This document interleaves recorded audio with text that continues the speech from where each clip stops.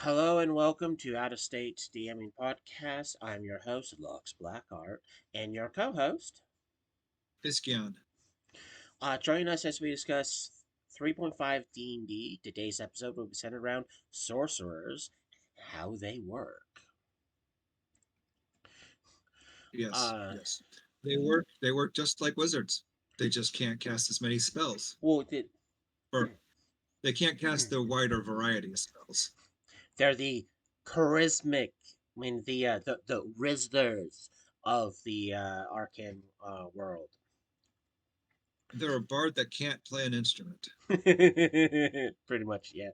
Um, a One of the big things to note is they have possibly quite possibly the Cosplay? No, they weakest don't. hit die because they only get a die four.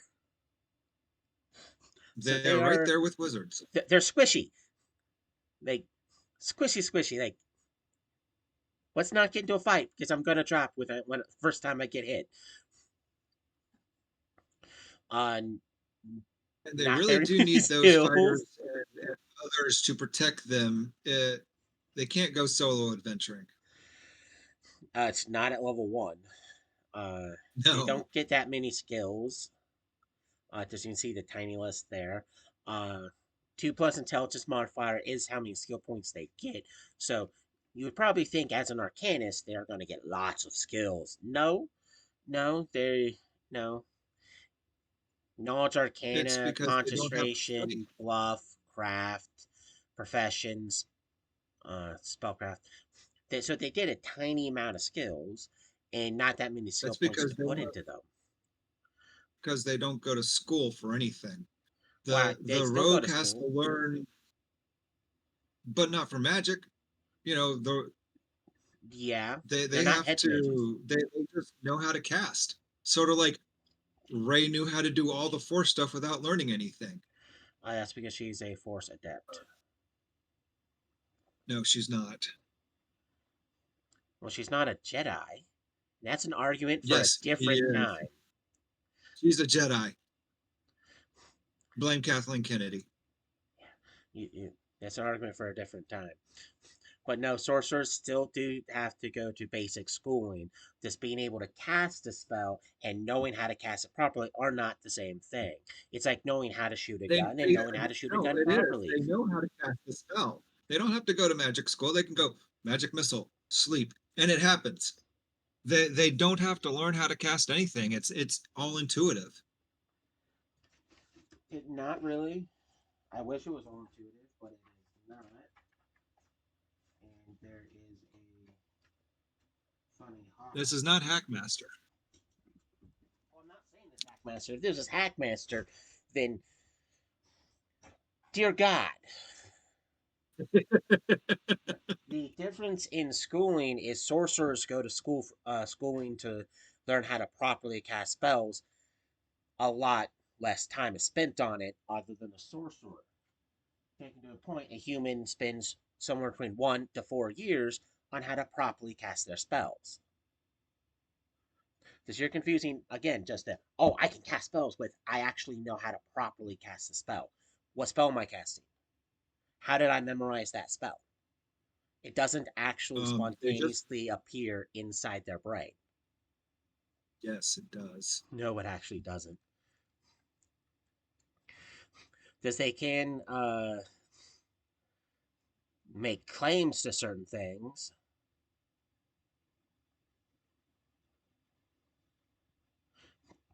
and most of their shit is full force, fully based on will, but they still spend time trying to hone that practice. Because again, potential is great and all, but you still have to actually know how to do it because they don't innately get that knowledge. That's Yes, why they they do. spend 1 to 4 years learning how to do shenanigans. Unlike a Well, wizard, on a unlike a wizard. on a completely different note, we have at least one watching right now. Well, no one said anything in chat, so I don't know. Ah. I know. But to separate it from a wizard, A human wizard spends somewhere between 2 to 12 years on their book smarts, which is a big difference in time scale. Because when it comes to sorcerers that just start shitting out spells like they're nothing, that there's names for those types of sorcerers: heads mages and wild mages. Because there's completely subsections for that crap over there. Because that's all over there. I'm not going to deal with that bullshit because those things are stupid. But as you can see, sorcerers don't actually get much in the special class feature department. Why? They get spells.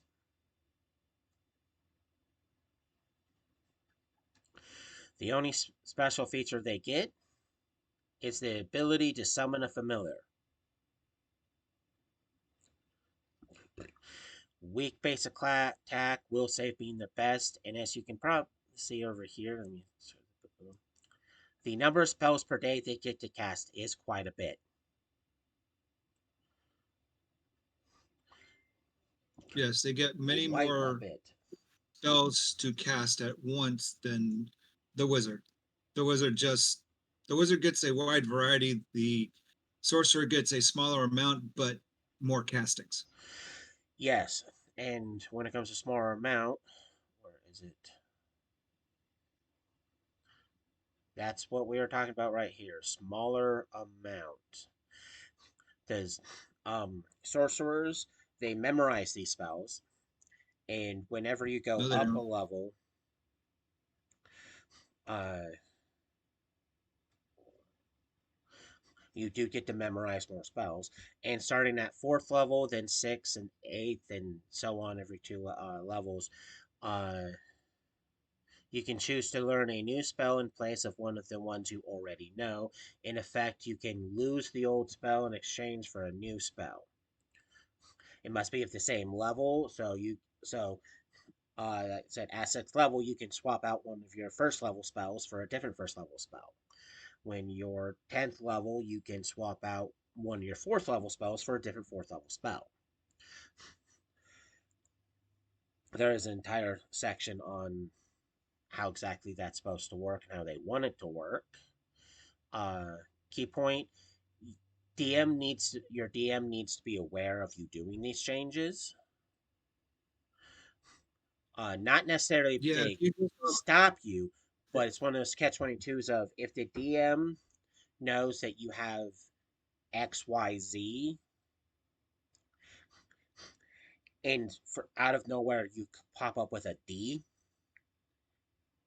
you're possibly going to start arguments. You're going to stop the game and delay the game because he's going to try to figure out where the heck you got that spell.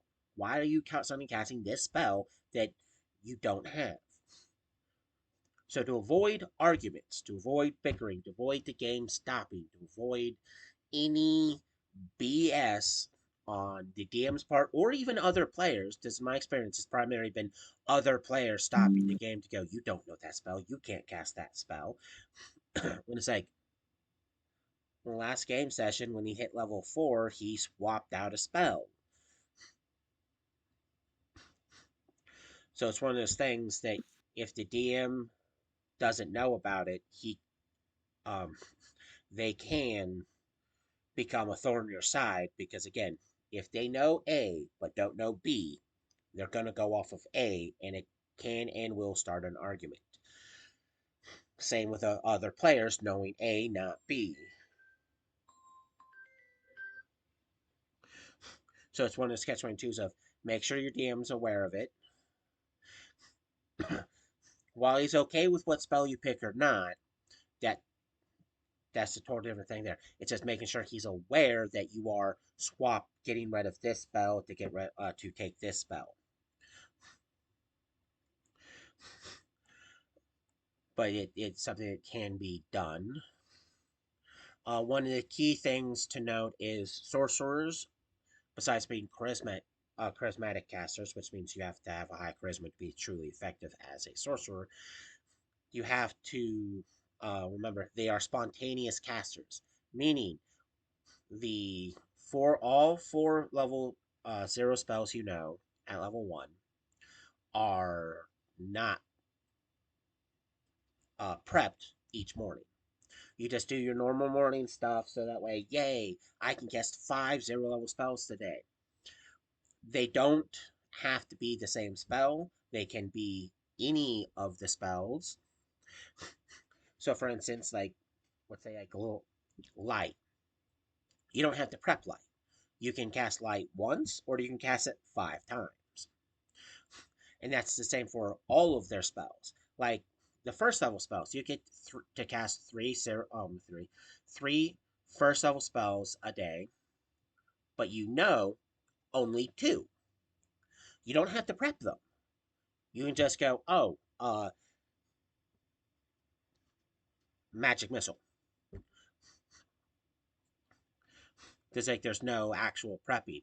The only prepping a sorcerer has to do is in regards to trying to maximize your best efforts with meta magic feats. Reason this is important is when you do a meta magic feat on a spontaneously cast spell, regardless of what it is, it takes a standard action. Meaning you cannot spontaneously quicken cast any spell because quicken turns it from a standard action to a free action, so you can cast more spells. But because of the spontaneous casting, all spells you apply meta magic feats to are stuck at a minimum of one standard action. So if you want to quicken cast any spells, you have to pre-prep those spells ahead of time, which locks them in. Which may be a good thing, may be a bad thing. It all depends on what um, spell you're trying to quicken cast. Another thing to note, now, now with quicken is it only works on spells that are have only one action. So 4 round action or longer spells that take like a minute or like an hour. You can't spontaneous. You cannot quicken cast those spells. But in layman's terms, as long as you're not trying to quicken spell it, you can slap on any magic feat that you can cast with that spell, which is still really neat. Unlike a wizard who has to prep all their spells, and if they want to use a spell with a meta magic feat, it has to be done during the prepping time. So, Not only that, but they have to make sure that they have the correct um, level of spell that they if they well, want to if they can only cast fourth level spells and they want to add a meta magic feat to it, it's going to take it to a level spell that they don't have the ability to cast. that's the same for sorcerers. It's a spontaneity BS. But for instance, like magic missile is a first level spell. Maximize is increases spell slot of the spell by 3 slots.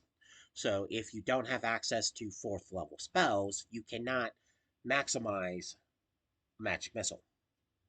For 2 slots increase, you can in power. So if you can cast third level spells, which for a sorcerer is at level 6, you can get a 50% umph on the damage of your magic missile, but you can't maximize it yet. Wizards have the same problem. If they can't cast fourth level spells, they cannot prep with maximize on things. But with the big difference is wizards, just like with paladins and rangers and clerics and druids, when they prep spells, it's locked in place. A sorcerer is nope, not locked. I know these spells. I can cast any of them I want until I'm out of spells to cast for the day. Which does And then make I need my fighter.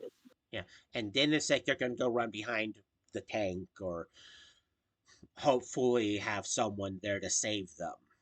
Because when they're out of spells for the day, Cleric. they're not very good fighters. Because again, they don't have the hit points to support it.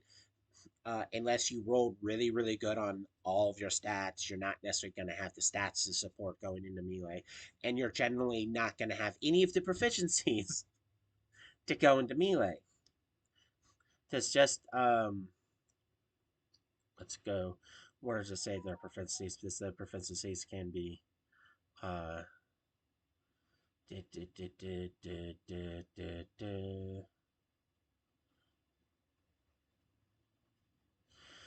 I love how sometimes they play stuff. Yeah. Sorcerers are proficient with all simple weapons. They are not proficient with any type of armor or shield. Armor of any type interferes with their arcane gestures, which can cause the spells with semantic components to instantly fail. Those are key words.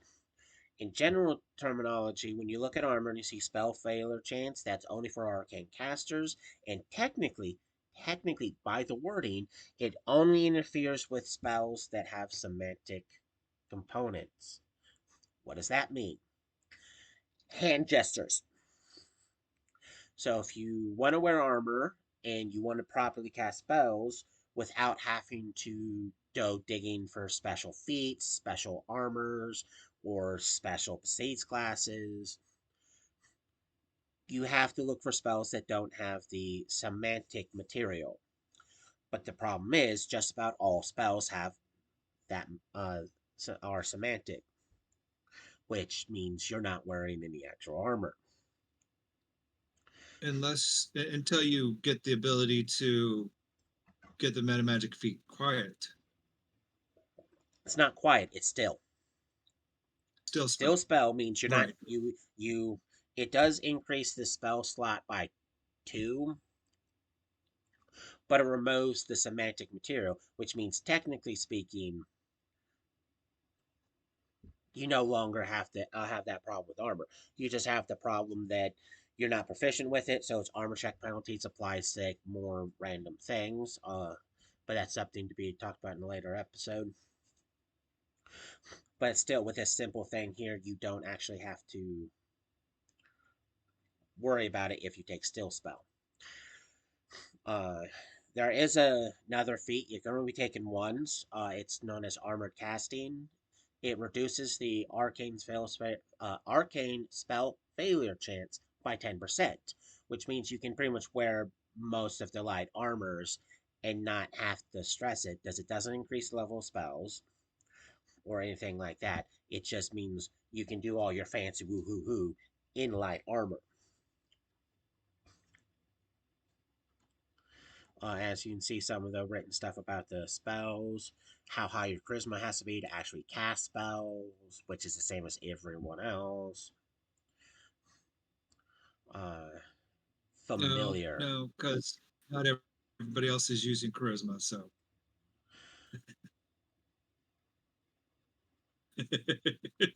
Yay, the key stats different. Different. Like how I said, tells you how high your charisma is which functions just like everyone else.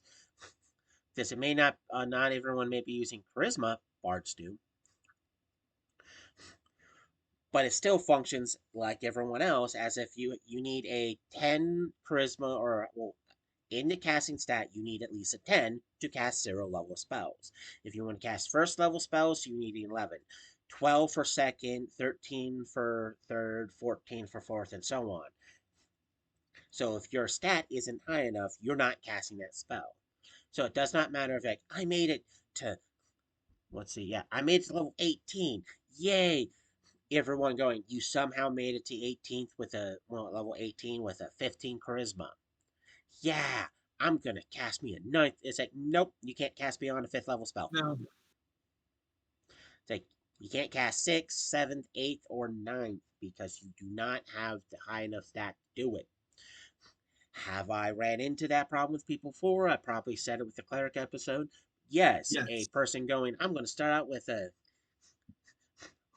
11 wisdom. yeah, And then when I get access to second, third level spells, start complaining because I don't have a high enough stat to do it, which means I'm now forced to put stuff into wisdom. It's like, yeah, yeah, that's what happens I when did it to you want myself, to but I'm cast gonna complain. spells, but you treat your main stat as a dump stat. So for anyone who wants to play a wizard, do not treat your charisma as a dump stat because it is your core thing. It not Sorcerer, only not wizard. dictates what's the highest level spell your character can ever pass, it modifies the DCs for your spells. While on the better note of the higher your charisma gets, the higher chance you get bonus spells per day. So even though it doesn't affect zero level spells, that affects pretty much all of your other spells. With most people, even getting in the 20s can get up to a bonus level spell per day on like up to like 6 level spells without having to have like truly god level stat. But it's still somewhat funny that you're the Rizzler of the spellcasting world. Now the familiar. Familiars are neat, but can be annoying, especially if you don't either A, do everything you need to for them, or B, try to use them for anything combat related, because these familiars aren't combat familiars. They're not like, I'm going to go beat the crap out of the monster for you. No. They're what will they? They're very typically not very beefy. Unless you have a giant ant. That's not a familiar, that's an animal companion. A companion utilizing special feats to make it an animal companion. Uh, but as you can see, that there is a decent list of animal companions, and each one, well, not animal companions. Thank you for that. There's a list of You're quite welcome. familiars. Each has their own pros and cons. The main pro is all of them give you access to bonuses to primary skills, some to saving throws. Like bats, +3 to listen. Cats, you move quieter. Hawks, bonus to spot during daylight. I make that point not only because it's listed, but that means that your character's better at spotting things during daytime than nighttime. Yes, that's a very important distinction because I've had the problems of people going, I have a +9. It's nighttime. But it's a 9. It's like, it's nighttime. It's not 9. That miscellaneous +3 goes away because it's dark, because it's not daytime. If it was bright light, I would say otherwise because like Your bright hawk light. does not have night vision. Yeah. It's like if you want to be better with spot checks in dark environments, poorly lit, well, not poorly lit, but dungeons and caves that don't have a lit, walking around at night, then go with the owl because it gives you the bonus for spot and shadows. Lizards help you with climbing. Rats help you with fortitude. Ravens help you appraise things. Snakes help you lie, because bluff. Toads give you a +3 hit points. I don't care if you don't like toads. Having additional +3 to your hit points at level 1 is really, really good because, again, you're starting out with max hit points at level 1, which is going to be 4 plus whatever your con score is. So having that +3 to make it a 7 can really help you survive. Weasels help with reflex. And there's some little donations at the bottom. Like Raven familiars can speak one language of its master's choice as a supernatural ability. So at level 1, when you pick the Raven, you pick one of the you pick a language, and the Raven can speak it. It cannot read it because it's very precise like that, but it can communicate verbally with that language. And when it comes to the snake, it is a tiny viper. When it comes to some of their statistics, of them. Hit dice. For the purpose of effects related to the number of hit dice, it uses the masters. So it will be using the sorcerer's hit dice. or the familiar's hit dice total, whatever is higher. Just about everything there, yeah, pretty much everything there is either a one hit die creature or not even technically a full hit die.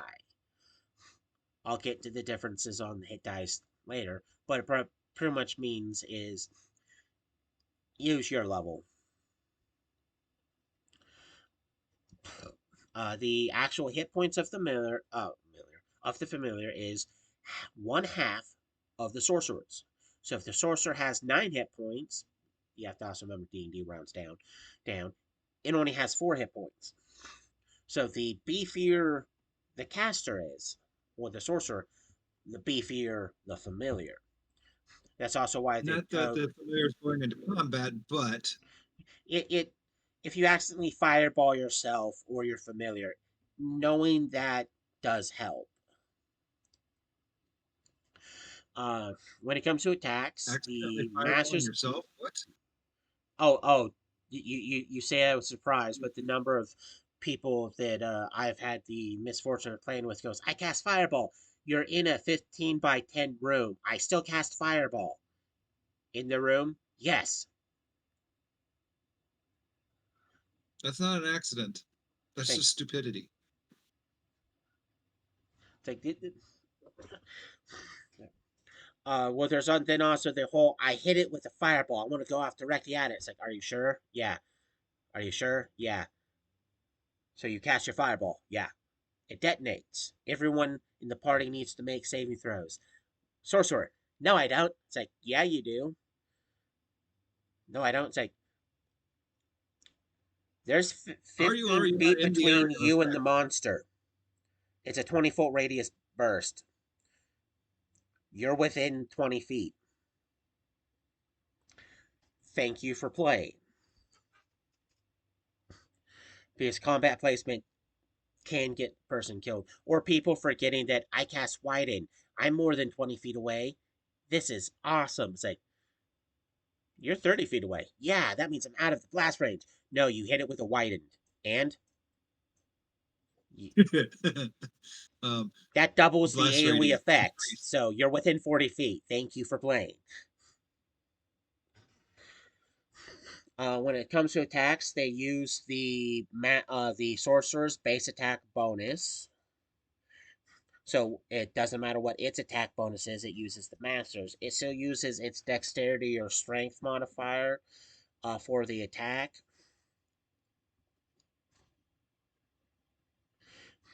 And the damage is whatever the familiar's base damage is. Oh, excuse me. Burpee day. Uh, that I will say that's primarily used for when the sorcerer gets the ability to have their familiar to deliver touch attacks. Uh, but it's still not recommended to have your familiar wildly go into combat going, I can bite things and scratch things. Yeah, it's like, do you really want to? Since your familiar is not going to last very long. Saving It's throws. less squishy. It's more squishy than you. Yeah. Uh, for saving throws, you use whatever's better. The familiar's base, which is a 220, or the master's. Uh, so as the master gets higher level, the saving throws for the familiar get better. Skills. For each skill in which either the master or the familiar has ranks in, use either the normal skill ranks for the animal or the uh, well, for the animal of that type, or the master skill range, whatever are better. In either case, the familiar uses its own ability modifiers. So, for instance, if you want your familiar to be really good at spotting things, it uses your ranks.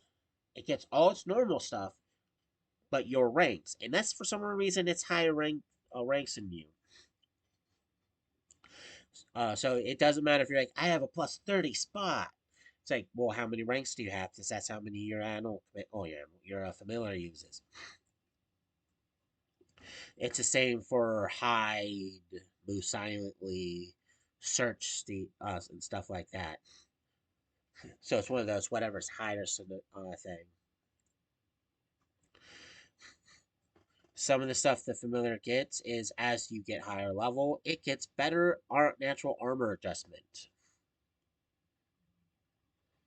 And there's this chart right here.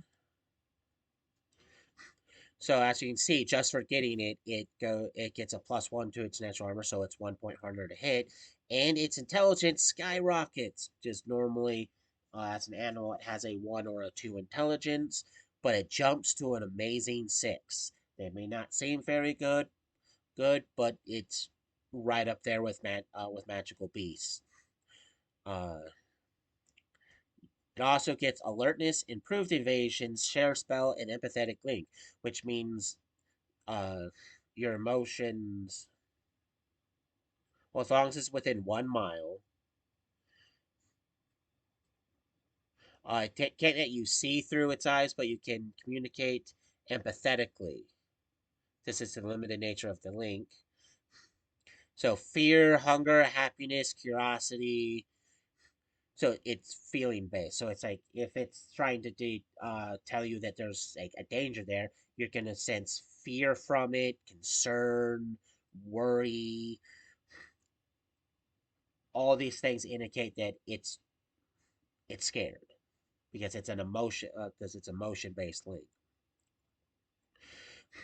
Improved evasion is really hilarious because it's a fail take 50%, pass take no damage. So pretty much at level 1, it gets something that like a lot of rogues and stuff have to be a lot of levels in to actually get improved Well, evasion. that's Like just at not level right. 10 is when a rogue can get improved evasion. So at level 1, they get a relatively powerful feature right there. As you go up in levels, you levels such as level 3, they can now deliver touch spells. So any melee touch spells you have, well, second it's not just melee, but it's pretty much any uh, touch spells. You can have your familiar go and deliver it for you. Which means if a party member's too far away and you want to hit them with a buff spell or something like that, something like that, your familiar can go do it for you. That's also one of the reasons why a lot of people pick flying familiars, like the hawk, the raven, the owl, the bat, is because they can fly through lots of random shenanigans to actually deliver spells for them. Some people risk it all and send their familiars to into combat to deliver touch spells, which means their familiar is the one taking all the heat, not them. Fifth level, a very uh, powerful feature kicks in known as Speak with Master. That may not seem very important, but it means you can actually directly have communication with your familiar. Does you can communicate verbally as if you're using the same common language. Other creatures do not understand the communication without the help of some sort of magic, like speak with the animal or something like that. But it means right there, if your animal companion's trying to tell you something, instead of you trying to go, "What is it, Lassie? It seems stuck in a well." It's direct you to, "Oh, there's a big scary monster over there waiting for us because it's going to pop out and smash us with a big tree. Thank you for directly Yes, a big telling tree. me." At seventh level, you get Or ground sloths giving you their hands. you're about ready to catch fades from a giant sloth. At Yes. seventh level, you get speak with animals of its kind, which means if you have a raven, any raven you come across, you can now communicate because raven, raven, raven, raven. I can now speak with ravens. It functions similarly to the speak with master trait, but it's all ravens. Or if you pick rats, because you want to be that weirdo in the city that once you reach seventh level, you occasionally creep into the sewers to talk to the rats to see what information they can give you. Because yes, a player has done that. and then got confused to why he got filth fever. At 11th level, they get a spell resistance that's equal to the sorcerer's level plus 5. So 16 may not sound that high. It's decent It's enough for familiar. weak stuff not to affect it, but it also will slowly go up. But it's still something that, like, unless whatever's hitting you, the hitting with the spell has spell penetration and or it's like, oh, I'm going to be getting in the 20s no matter what I roll. A plus 10 can still fail a DC 16. A plus 15 Yes. can still fail because DCs you have to beat, not meet, beat. So I have a plus 15. I rolled a 1. It's a 16. Ah, crap, I failed. Because they had to get a 2 or higher. Just because odds are in their favor does not mean it's always going to play out that way. I know from experience. I need nat 1 for this creature to fail because it has a plus. I need nat 1 to fail. Fail. The next, Been there, done that. yeah, the next and final special thing that you get at level 13 in regards to your familiar is Scry on Familiar. This is a once a day feature. Which is dumb. It should be you should be able to do it at will, but whatever. Well, it's because you have to go into how why scrying can be stupid and whatnot. But getting it once per day is still great because it doesn't count Yes. against any of your spells at all, and you can scry on the location of your familiar, which is still really great because it's a free scrying. You don't have to memorize it. You don't have to get a scroll. You don't have to get any magical items or anything like that to assist with scrying. You just go, I'm getting this feeling that my raven needs to show me something. Scry on Raven. Oh, there's a large group of orcs approaching our position, and we're about ready to get overwhelmed. Thank thank the heavens, I have a raven. And a tower. Yeah, and that's a magical item, you dipstick. Hey, it's a good thing to have one of them too. Hey, it's not my fault they're gonna pour lamp oil down through the oil slits and light it on fire. That way, you guys cook in a adamantium oven, or Yeah, an no. enemy sorcerer points his finger through the crevice, smiles, and then fireballs the interior, which can happen. How's that smile now, knowing that enclosed space fireball? um, There has to be a source for there to for that to happen. Challenge accepted.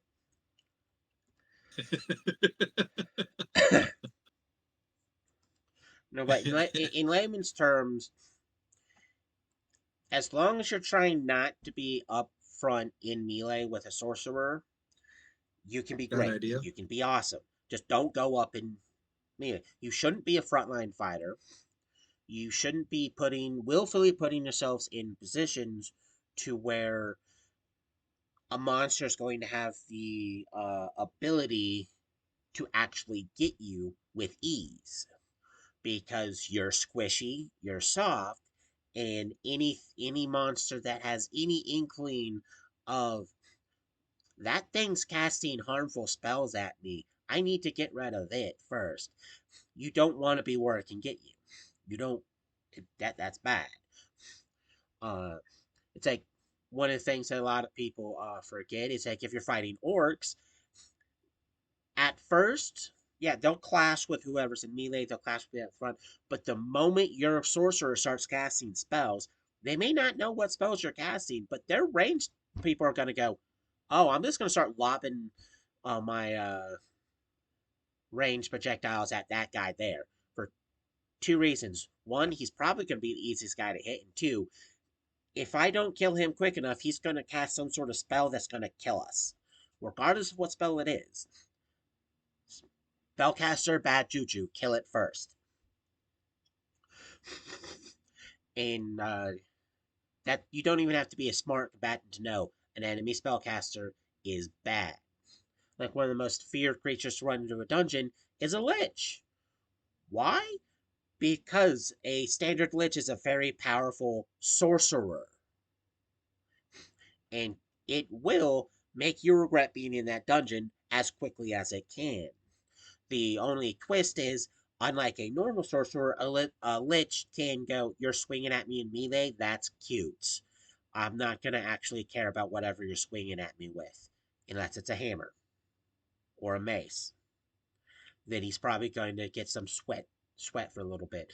But then at the same time, he's going to go, I'm just going to 5 foot step back. 5 foot step back and finger to death you. So either which way, you're going to regret that decision. Holy Avenger. It's not going to like a Holy Avenger either. Well, that's just because of the 2d6 holy damage it takes. But the DR the Lich has still looks at the Holy Avenger and go, I'm reducing a lot of your damage with the exception of that 2d6. Right. Because that's not a bludgeoning weapon. So it's the holy damage. It's like, but at the same time, it has the hit points to go. Yeah, no. Uh, oh, another stick. If you're trying to play into a certain trope of the elements, as in I want to be a pyromancer or a cryomancer, you don't have to make sure all your spells are of that energy type.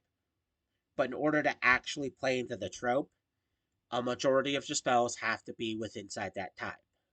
So if all you're doing is claiming to be a pyromancer, and then once you get access to third level spells, you start casting fireballs, Barda's gonna look at you and go, "What do you mean fireball is the only fire spell you have? You're you're a pyromancer." Yes, fireball. It's like not even burning hands, maybe a scorching ray. Nope, just fireball. It's like no, you're not a real pyromancer. You're a wannabe pyromancer because you're a fireball, one of those fireball goons who just wants to blow everything up. These pyromancers take all the fire spells they possibly can when they can, unless it's one of the stupid ones that doesn't actually do anything, like continuous flame that doesn't produce heat or smoke, but it's a permanent flame. So it's like, yay, we have a light source. Can't cook on it, can't heat yourself on it, but it's a light source. That technically counts as a fire spell. That's not that useful unless you're trying to save money on torches. Then it's You're a continuous light. if you're trying to save money, a continuous flame is the way to go. If you're not trying to save money, well, then it sucks. It's the same thing for being a pyromancer. Go for cold spells. There's acid spells, there's lightning spells, there's sonic cess concussion spells. If you're trying to play into a trope, actually play into the trope.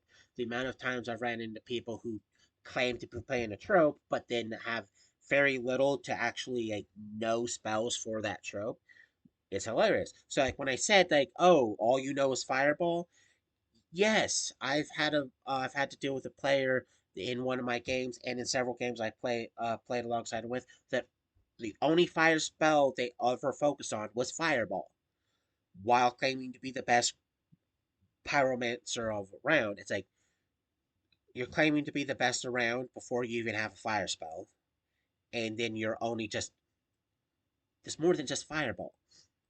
Like when you get high enough level, meteor swarm counts as a fire spell. And I love that more in Okay. Fireball because you can hit 4 locations at once. Or if you're trying to get bludgeoning damage in, you can just roll touch attack, range touch attacks, have it hit the person. And if you succeed, they don't get the saving throw. So I'm gonna now you saving throw and attempts to do bludgeoning meteor. That if you're trying You're to welcome. to widen fireball, the meteor swarm, you you affect a much bigger area because again it's 4 things hitting, not just one. If you're trying to be a utility mage, actually take spells that aren't combat related. Buff spells technically don't count as utility spells. So if you're trying to like bull strength or bear's endurance, that makes you a buffer and definitely a support caster, but not necessarily a utility caster. When we get to the spells, we'll go over some of the spell stuff there. There, and yes, while trying to play a trope, it is wise to not just have all your spells stuck in that trope. Have a majority of the spells stuck in your trope, which means no less than half your spells try to keep within that trope, unless the spells that for that the spells of that level don't give you the option of going into that route. Because sometimes that happens. You're trying to be this, you're trying to be that, but you can't because the limitations of what spells available to you. And when it comes to trying to be one of the elemental mages, there is a very nifty feat. You can take it 5 separate times, once for each element, known as elemental adaptation. I love this feat because if you take it, you know, let's say you want to be the best cryomancer ever, so you take the elemental substitution cold. It does not increase the spell slot requirement for any of your spells, but you take the elemental effect of a spell and you change it to cold. So instead of burning hands, it's like freezing hands because you're not doing fire damage, you're doing cold damage. Instead of fireball, it's frostball because it's now doing cold damage. So you can, with the introduction of elemental substitution, you do not have to stress what spells are truly available to you because you just take the elemental substitution, which I would have to double check, but I do believe you can take it at level one, and that does set you up to play into the trope of being the best that type of caster. Uh, and as sorcerers, as spontaneous casters, you can go, I'm going to spontaneously turn this fireball into a cold spell, which means you can still keep it as a uh, fire spell. So when it comes to the end of the day, you can still, if needed, go, oh, that's a white dragon. They're immune to cold and vulnerable to fire. Normal fireball. And it's the same thing for like if you want to be a focus on acid, elemental substitution acid. Now you're doing acid hands and acid ball, bolt of acid instead of lightning bolt. So Scorching acid. scorching acids. Um, so there is ways to better placate and fit within that trope without having to feel you're forced to go the more obvious routes because there is more fire spells and cold spells than the rest. Uh, but it can get pretty simple. Another thing to remember is to make sure that either A, you're playing it correctly, or B, to your best potential. Work with your DM, not against your DM. Because if you work with your DM, you have a higher odds of the DM finagling things in your favor when it comes to your spells. Because there's a bunch of DMs out there that either don't know what they're doing for their spellcasters because they're too new to the game, or they've spent so much time having to fight their spellcasters that their spellcasters don't want to cooperate with them at all. They just want to constantly do stupid, random, shenanigan bullcrap that ruins the game. That having someone work with them will be a fresh relief. Because I've had to suffer through people that they willy nilly start casting spells for no reason other than they want someone to fall down a flight of stairs. And it's not even a bad guy. It's a I cast grease on the stairs. Haha. It's like why? because it's going to be funny. Because this important NPC that we have to meet with to discuss our reward that no one here likes, I want him to fall down the stairs. It's like that. So he breaks his neck and nobody gets to talk to him, and then no reward because he's dead. But pretty much, and the party gets blamed for an assassination. That player, well, it's a funny. It's like no, it's not a funny joke. It's like he's coming down. It may not be a giant flight of stairs, but he has to walk down 20 steps, and you're casting it at the top. So when he goes to step, he slips and falls down 20 stairs. If he doesn't break his neck and die, you're still boned because that's an assassination attempt. It's like And it's the like rest of the you're party's not taking the fall for you. it's like it's like the rest of the party going, did when you cast that spell, was that the spell you cast? Uh-huh. We don't know him. Yeah, it's like, well, you can try and say that, but the uh primary reason why you need to watch what you do is in that perfect example of that player that actually did it in the game, despite the fact me going, you don't want to do that, you don't want to do that. Multiple party members going, we really don't want you to do that. They were part of the king's entourage, and it was a duke. He did it too. So it's like, no, no, don't ruin my game. 20-minute long argument about why he should be able to cast the spells he wants because he has them to cast. You're ruining the game. No, I'm not. I'm making it more entertaining. Entertaining for whom? The party or you? Him. If it's the party, if it's just you and not the party, then you're ruining the game. Yeah. It's like if the guy dies or gets hospitalized, he's not giving you the reward.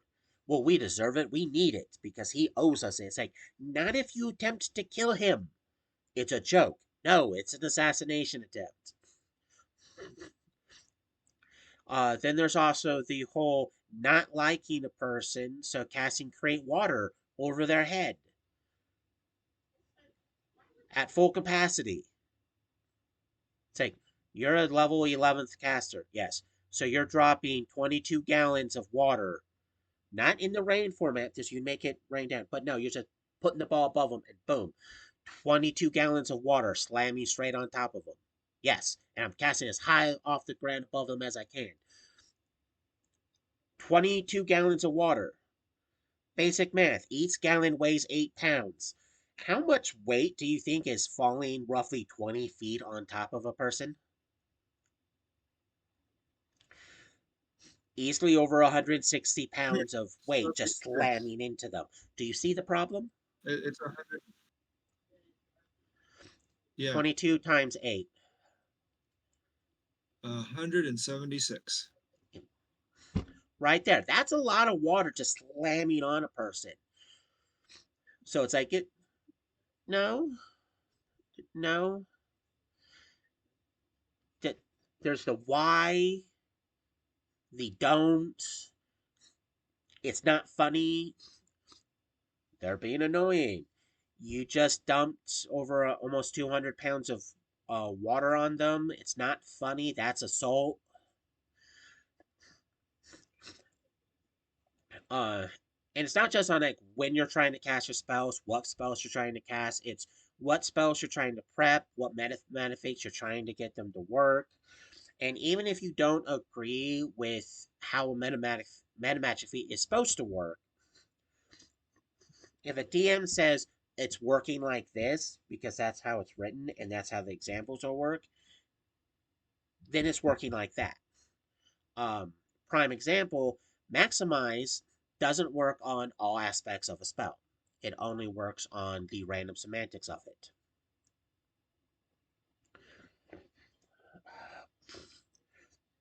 So when it comes to it, You can't have it suddenly a spell do maximum number of die 6 because it has a maximum limit on it. It doesn't affect that. So when you get level 6 and you cast Fireball, maximize only affects the 6 die 6 with the damage you're rolling. It doesn't automatically maximize those and then adds another 4 die 6 to it and maximizes it. Because yes, I've had to get in that argument. And power works on the same things that power, that maximize does, but it only increases to 50%. It doesn't automatically increase the range. It does not automatically increase the AoE effect of it. It doesn't increase any of those random things there.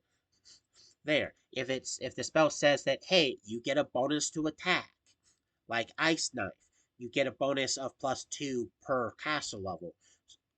I think it's +2 per caster level.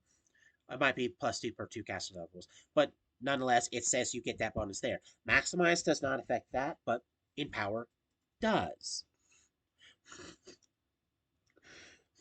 And yes, again, I've had to have the arguments of Empower doesn't increase the range AoE effect of the actual ability. It affects this over here, not all of this.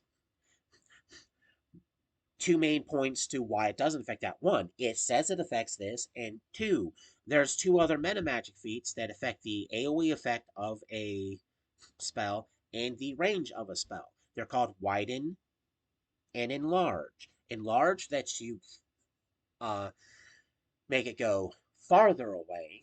Widen affects the AoE effect of it. So, like a fireball widened has a 40-foot instead of a 20-foot. A fireball that's been enlarged, instead of it being 400 feet plus 40 feet per caster level, it's 800 feet plus 80 feet per caster level. Just, yes, I've had to have arguments with people saying this feat that does this particular thing should affect all aspects of the spell, regardless of what it's actually supposed to do. And yes, almighty co host, you know who that person is. And it's not Wait, you. what? It's not you, but you know who that person is. Is Okay. I'm not gonna name drop. Um, First letter. Um, so yeah, it's like do not argue over how a meta magic feat is supposed to work with your DM. Read it, verify with your DM on how it works, because DMs can take liberties on how things are supposed to work. So if the DM decides to change how a meta magic feat works, he's using his DM privileges to alter it. As long as A, he has it written down, so that way there's no confusion, and B, you know about it. But don't don't waste your time. Don't waste his time over pointless arguing. Uh, so as long as you work with your DM, work with your party, don't try to make it all about you because you're going to want to. You're a squishy Yeah, sorcerer. because again, you need to support the rest of your party. Even when you get like super high level and you can drop a spell that incinerates an entire city, that's good enough. You're That's still powerful. squishy. That's potent. It's not going to stop someone from popping up next to you and shanking you. So you're going to want to have your party willing, not just able to, just being able to help you is one thing, but willing to help you. So being arrogant, being cocky, fine. But for the love of all that is holy, do not make an enemy of the party. It is easy to do. For instance, in one of my games, there is a pyromancer that kind of just wants to burn everything. He's at odds with several party members right now, despite the fact he actually hasn't lit anyone on fire. That being He's said, we are tried. out of time for the day. So thank you for watching. Remember to like and subscribe, and join us next week as we talk about wizards. Dun dun dun.